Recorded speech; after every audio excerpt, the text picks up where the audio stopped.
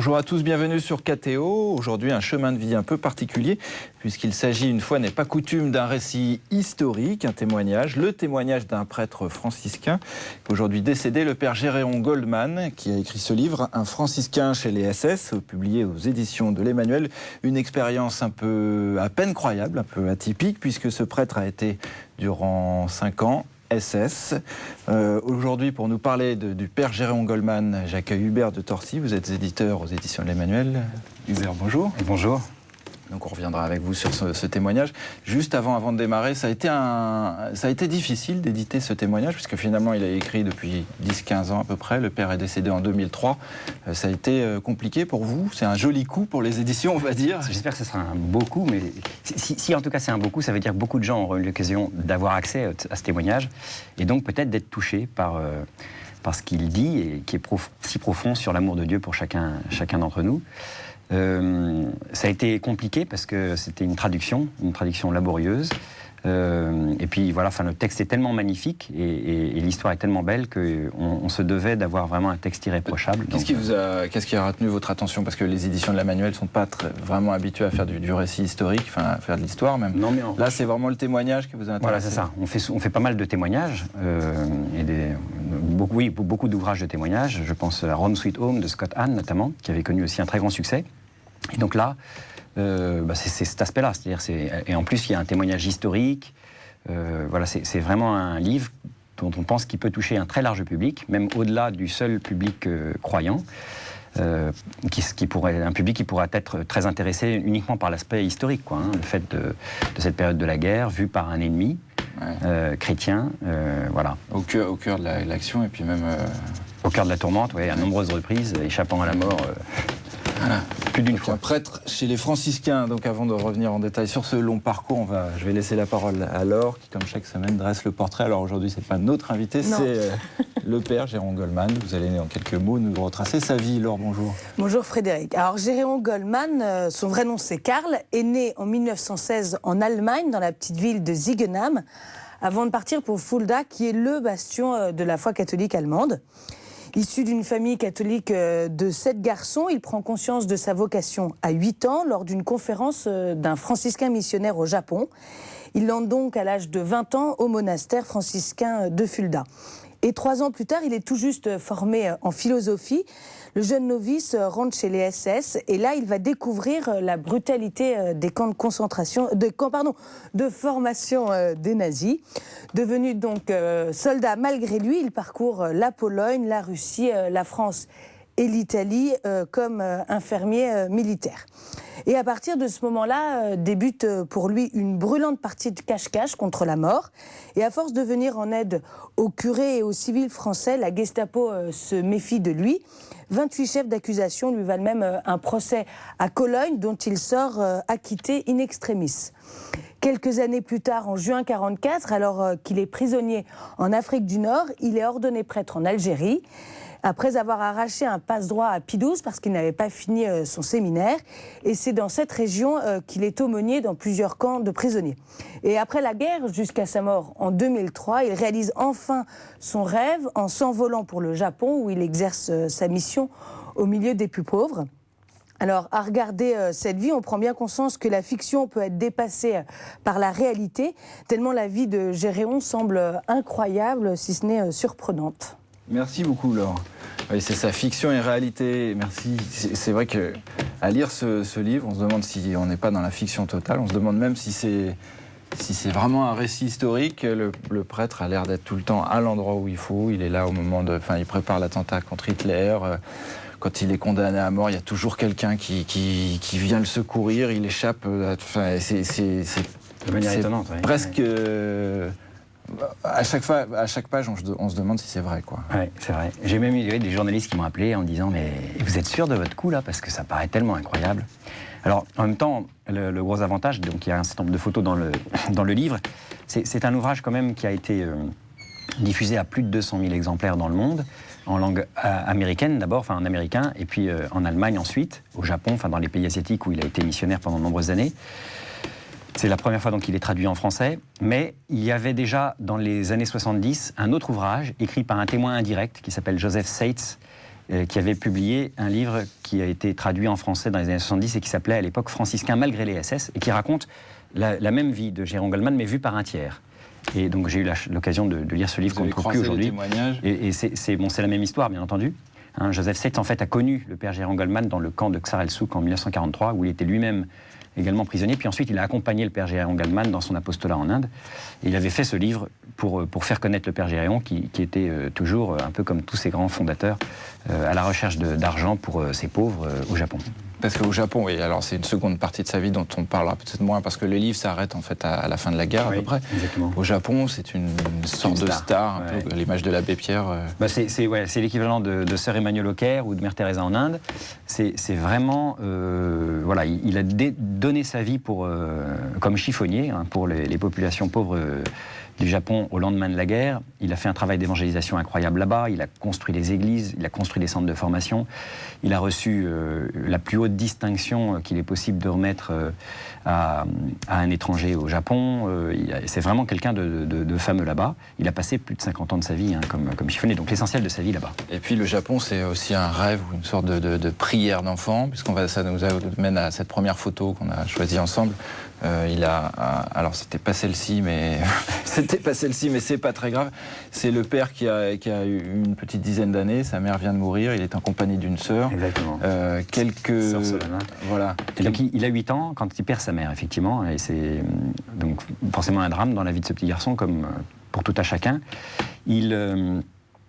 Et cette sœur, qui est la sœur Sacristine, où il va célébrer la messe, enfin pas célébrer, mais servir la messe comme enfant de cœur chaque matin, le prend sous son aile et lui dit « mais je serai désormais ta mère ». Il va la voir après, quelques jours après la mort de sa mère, voilà, c'est ça. Pour presque pleurer dans ses bras. Voilà, exactement. Et donc elle le prend sous sa protection, elle pressent en lui une vocation, qui va s'affirmer dans cette même année, à l'occasion, comme ça a été dit tout à l'heure, d'une conférence d'un missionnaire au Japon. Et là, il sent un appel très fort à l'âge de 8 ans.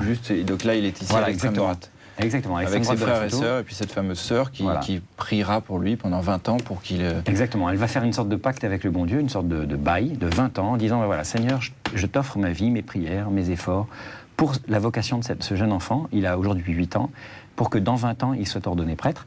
Elle va faire prier tout son monastère, plusieurs autres monastères. Elle va demander aux sœurs agonisantes de son monastère d'offrir vraiment leur vie pour cette vocation de Géréon, ce qui explique en grande partie d'ailleurs l'incroyable protection dont il est l'objet pendant toute la guerre. Enfin, je pense en tout cas on peut faire assez aisément le lien. Ouais, donc, il ne découvre ça qu'en 1943, quand il rencontre à nouveau Sœur Solana, un an avant la fin du bail, c'est-à-dire que ça fait 19 ans que Sœur Solana prie pour Géréon, dans son dos, sans qu'il le sache. Elle l'a vu rentrer au séminaire chez les franciscains, et quand il la rencontre à l'occasion d'une permission pendant la guerre, elle lui dit « Mais où est-ce que tu en es de la prêtrise? Parce que dans un an, tu seras prêtre. Dans un an, tu seras prêtre. » Alors lui, il rionnait, il dit « Mais moi j'ai fait ma philosophie, mais depuis que la guerre a commencé, j'ai rien fait. Il est absolument impossible. » Il était juste séminaire. Il était en fait, on ne sait pas vraiment séminaire. En 39, voilà, en 39, on n'appelle pas ça séminaire. Chez les franciscains. Voilà. Alors ce qui nous ramène un tout petit peu au Japon, parce que pendant qu'il avait à peu près à cette époque, là, 8-10 ans, il assiste au témoignage d'un prêtre missionnaire au Japon, et il se dit je veux être comme lui, en fait. Voilà. Je veux partir au Japon, ce qui est complètement incroyable, parce que il ne connaît pas du tout le Japon. Complètement. Il va voir le prêtre et lui dit « Je veux partir avec vous ». Il a 8 ans. Ce qui explique aussi sans doute le témoignage de cette sœur, enfin la prière de cette sœur, qui pressent quelque chose. Qui pressent cette vocation, effectivement. Et donc on est en 43 et la sœur lui annonce ça, dans un an tu seras prêtre, et lui il lui dit mais sœur c'est pas possible. J'ai à peine fait mon séminaire, un an de philo. Il reste toute la théologie à faire, et donc canoniquement c'est impossible que je sois ordonné. Et alors elle lui explique mais tu es un cas particulier. Alors, il dit mais pourquoi je suis un cas particulier? Et c'est là où elle lui montre le cahier qu'elle a tenu depuis 20 ans et toutes les personnes qu'elle a fait prier à cette intention. Donc il est abasourdi de découvrir ça, bien entendu. Et elle a la foi, une foi à déplacer les montagnes, pour le coup. Et je pense que c'est un exemple, d'ailleurs, qui l'aura marqué toute sa vie, quand il a fait montre, lui également, d'une foi incroyable. Donc elle lui montre ce cahier, Il lui dit donc, voilà, tu seras nécessairement prêtre. Il lui explique pourquoi c'est pas possible.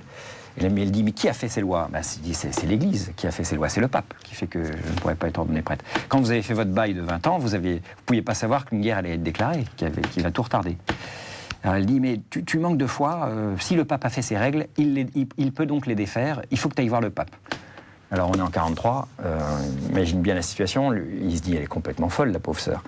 Donc, et il lui explique, mais c'est absolument impossible que j'aille voir le pape, je pars demain pour le front de l'Est, pour le front de l'Est. Donc rigoureusement impossible. Elle dit, mais tu manques de foi, bon, je te raccompagne à la gare, il le raccompagne à la gare, et puis avant de partir, elle lui dit, je pense à une chose, pour être sûr que l'entrevue avec le pape fonctionne bien, il faut que tu confies ça à la mère de Jésus, il faut que tu ailles faire un pèlerinage à Lourdes, en pleine guerre. Il dit, mais mes sœurs, vous êtes complètement omnubilées, je pars sur le front de l'Est.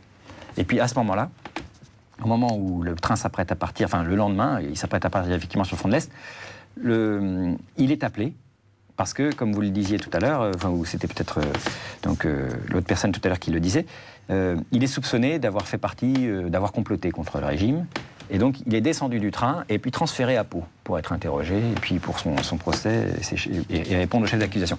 Et donc, vraiment contre toute attente, le voilà qui se retrouve à Pau. Et là, effectivement, il repense forcément à ce que lui a dit Sœur Solana. Il en profite pour faire un pèlerinage à Lourdes et envoyer une petite carte à Sœur Solana en lui disant « J'ai pu prier à Notre-Dame de Lourdes ». Donc là, sa foi est quand même un peu ébranlée à ce moment-là. Et c'est fin 43, enfin début janvier 44 plutôt, qu'il va avoir cette audience incroyable avec Pie XII par l'intermédiaire de l'ambassadeur d'Allemagne. Il va pouvoir rencontrer en privé... Puis par l'intermédiaire aussi des Américains, d'une certaine façon, qui vont débarquer en Italie, ce qui leur ramène sur le front italien, leur rapproche de Rome. Enfin, ça semble un peu fou. Enfin, on se demande si on n'est pas dans... Le bon Dieu écrit droit avec les lignes courbes, hein, et c'est manifeste. Enfin, il y a vraiment une action de la providence. Moi, c'est ce qui m'a le plus touché, bien sûr, dans ce livre. C'est qu'à chaque page, on voit cette providence de Dieu à l'œuvre. Mais vous avez adhéré tout de suite à la véracité historique, parce que il y a un témoignage véridique. On sent que vous avez eu le besoin sur le livre, là sur les 4e de couverture, d'en rajouter pour dire attention, c'est pas du roman, c'est vrai. Oui, tout à fait. Parce que c'est vrai que c'est avec quelques photos, mais finalement peu de photos, et surtout les papiers qui prouvent la véracité. Enfin, il y a effectivement le document de l'évêque de Paty, le document de Rome.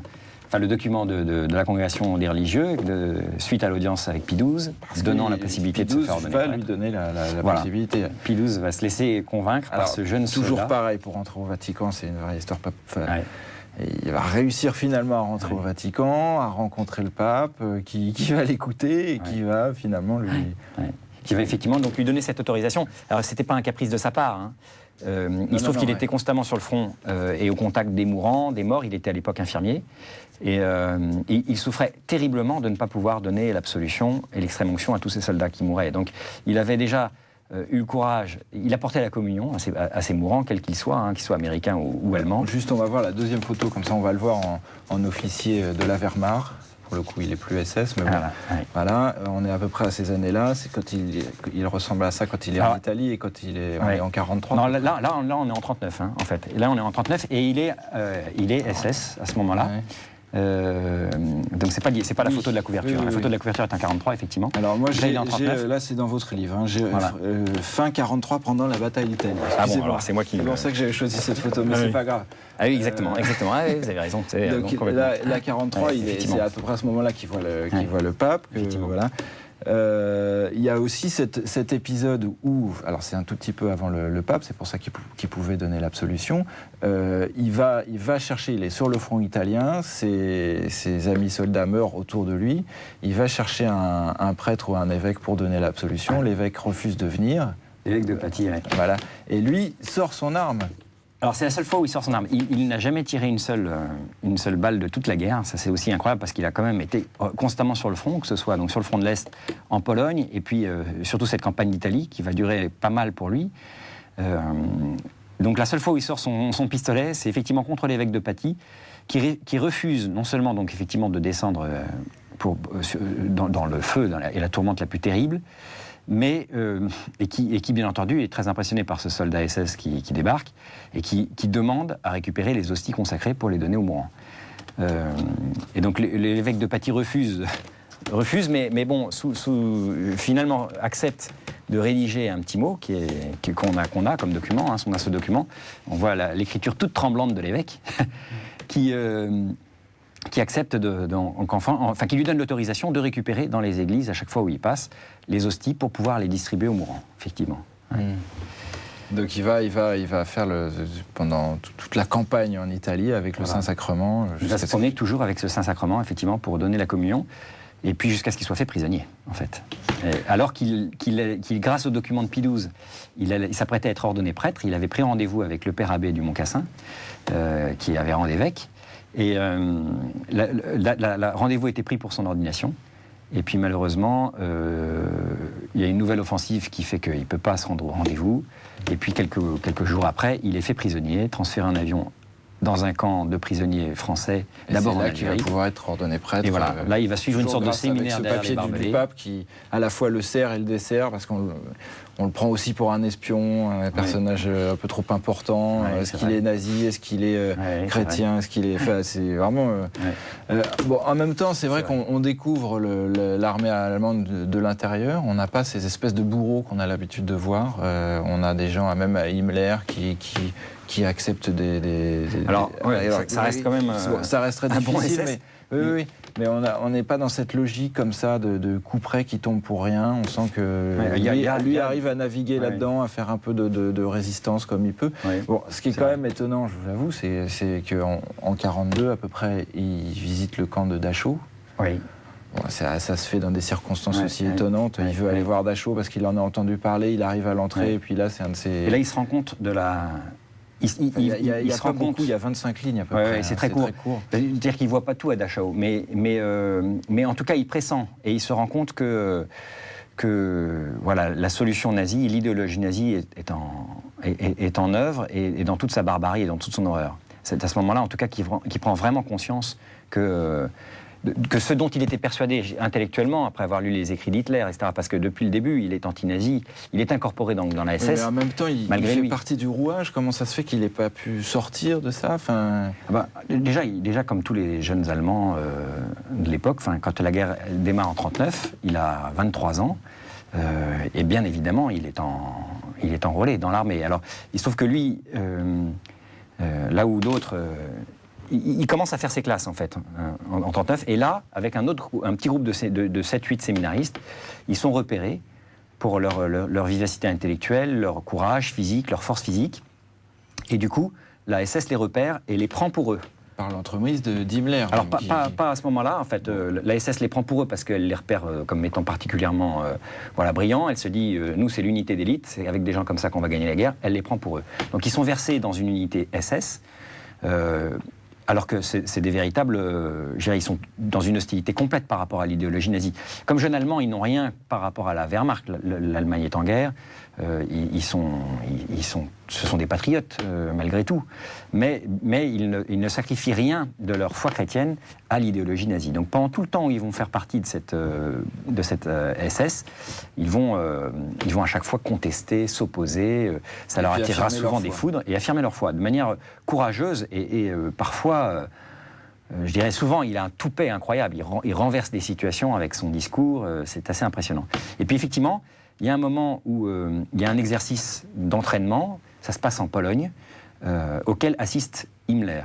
Et au cours de cet exercice, avec ce petit groupe de 7-8 séminaristes, ils arrivent à se sortir d'une situation inextricable grâce à la présence d'esprit d'un de ces séminaristes. Du coup, Himmler les remarque, et puis ils ont un dialogue avec lui. Il découvre qu'ils sont séminaristes. Il est très étonné qu'on ait foutu des séminaristes dans sa légion SS, qui est quand même hyper athée, quoi.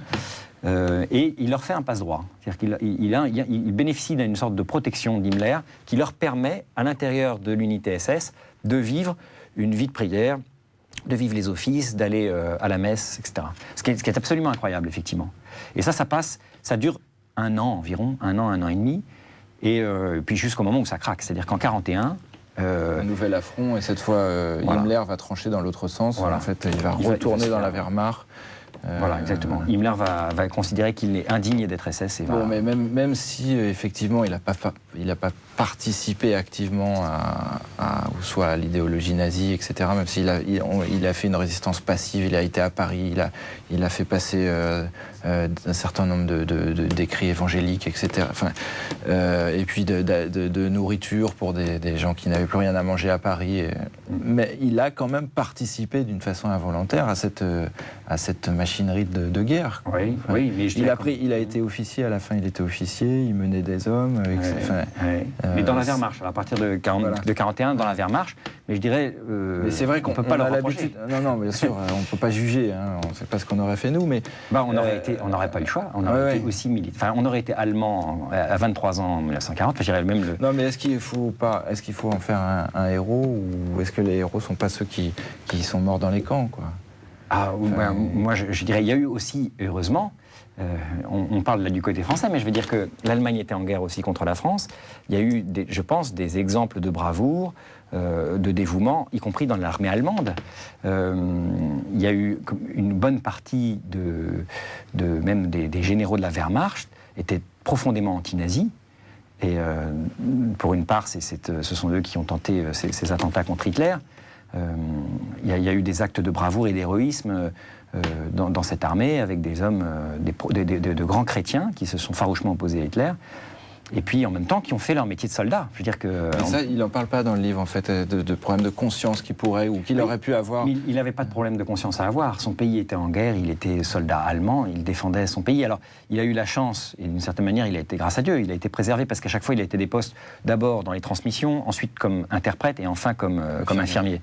Donc à chaque fois, il a eu des postes où il était au front. Qu'il n'a jamais utilisé son arme. Voilà, il n'a jamais eu à tuer qui que ce soit, et en même temps, je dirais... il a fait ce qu'il a pu pour aider ces hommes, pour empêcher qu'ils soient tués, pour, je dirais, comme n'importe quelle personne, plonger dans un conflit absurde, de quelque bord qu'il soit.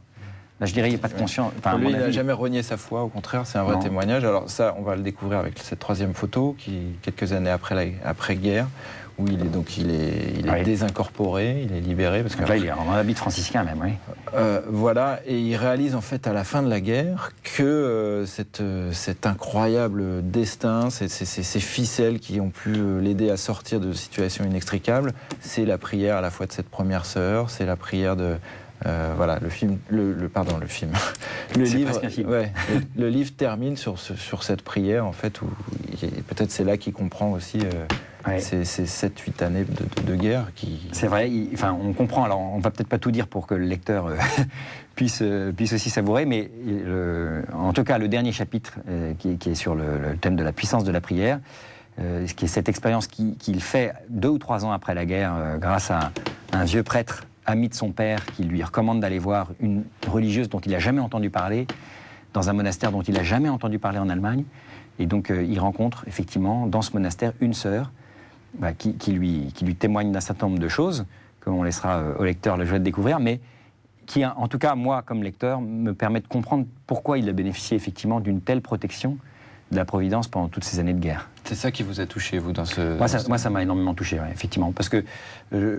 je dirais de manière générale, hein, il y a trois enseignements dans ce livre. Hein. Le premier enseignement, c'est effectivement sur la puissance de la prière, de voir la foi, l'audace de cette sœur Solana, de cet ermite qui rencontre à un moment, quand il est prisonnier en Algérie, et à qui il s'ouvre, il rencontre cet ermite, il est en train de circuler entre 2 camps de prisonniers dont il est aumônier, il est ordonné prêtre, et puis il confie à cette ermite le fait qu'il doute de son apostolat dans le camp dans lequel il est, qui est vraiment un camp épouvantable, tenu par les nazis, et l'opposition des nazis lui empêche tout apostolat. Donc il hésite à partir de ce camp pour aller dans un autre camp. Et l'ermite, après une nuit de prière, lui dit « Ne partez pas de ce camp, il est vraiment important que vous y restiez, donnez-moi le nom de votre pire ennemi ». Il lui donne le nom de son pire ennemi. 3 jours après, le gars s'effondre en larmes, touché par la grâce. Donc voilà, il y a vraiment un enseignement sur la puissance de la prière qui est bouleversant. Le deuxième enseignement de ce livre-là, c'est cette proximité de Dieu, parce qu'effectivement, il bénéficie de cette protection divine à de nombreuses reprises. Il y a vraiment des passages extraordinaires quand il a cette voix. C'est presque scandaleux. Moi, je dis c'est presque scandaleux. Et puis, le dernier enseignement, effectivement, je dirais, c'est le sens du sacrifice, des petits sacrifices, parce que voilà, cette vocation, tout ce qui s'est passé, c'est aussi le fruit de la prière et du sacrifice de religieux, de religieuses, de magnifiques figures de prêtres et de religieuses qui avaient le souci d'offrir leur vie pour l'Évangile, quoi. Hein. Ben, merci beaucoup, Hubert.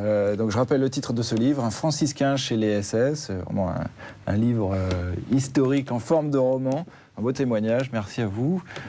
Quant à nous, on se retrouve la semaine prochaine avec un nouvel invité. Bonne semaine à tous sur KTO. Au revoir et à bientôt.